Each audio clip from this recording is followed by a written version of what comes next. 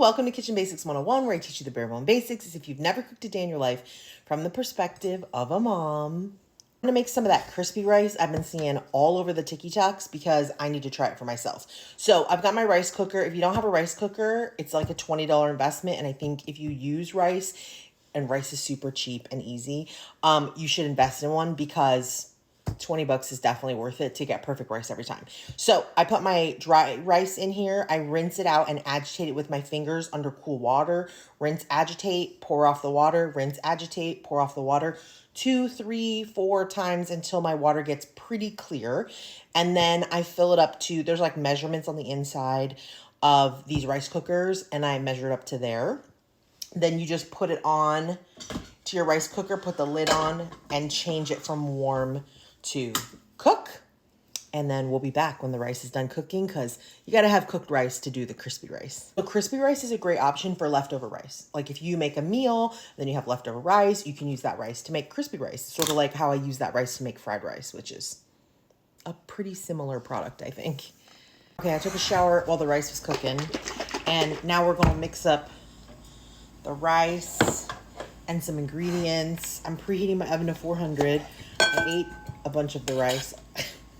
So how much rice is this? I don't know, however much is left after I ate, because I had some salmon and rice for breakfast after the gym, because I'm currently obsessed with salmon. I didn't show you guys because it was one I've already showed you guys. So if you guys want to know the salmon recipe, scroll back a couple.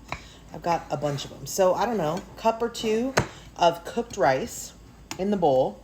This is very much measured with our heart, but I'm going to use the Japanese barbecue sauce. And this is really just a shortcut. You could use just like shoyu soy sauce, and then add a little ginger, a little garlic, a little sesame, but this like already has it in there. How much? Measure with your heart. Enough to coat and then stir. Okay. This is a little bit more mild than if you're using just soy sauce / shoyu.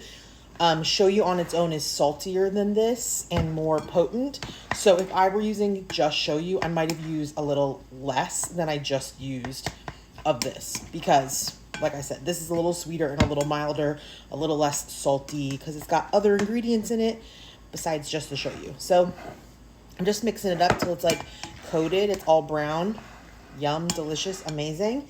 Then we're going to add some chili crisp. Essentially, this is Trader Joe's version, which is a little bit less spicy.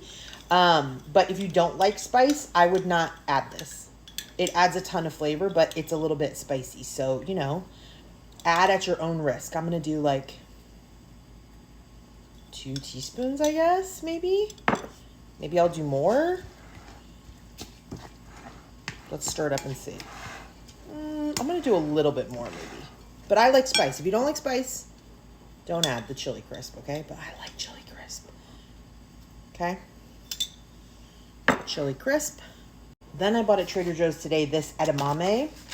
I just want to say edamame is like really full of lots of good protein and also lots of good fiber. So let's just look. Half a cup is 9 grams of protein and 6 grams of fiber.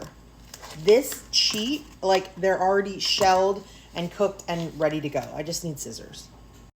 So even though this like crispy rice could just be like a topping that you put on top of something else, it could also be like a whole vegan meal here, because we've got protein, we've got fiber, we've got starch, we've got flavor, right? So I'm going to mix the edamame in.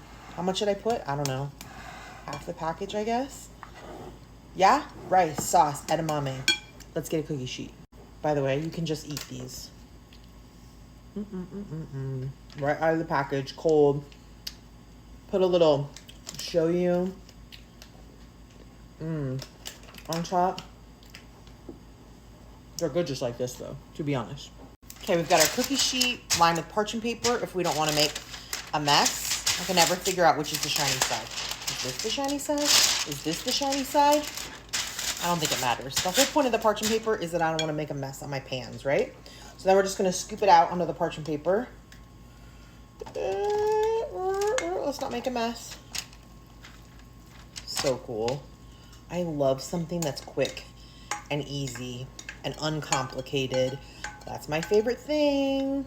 Imagine this sprinkled on top of a cucumber salad, on top of a salmon dish, on top of a chicken dish. Amazing.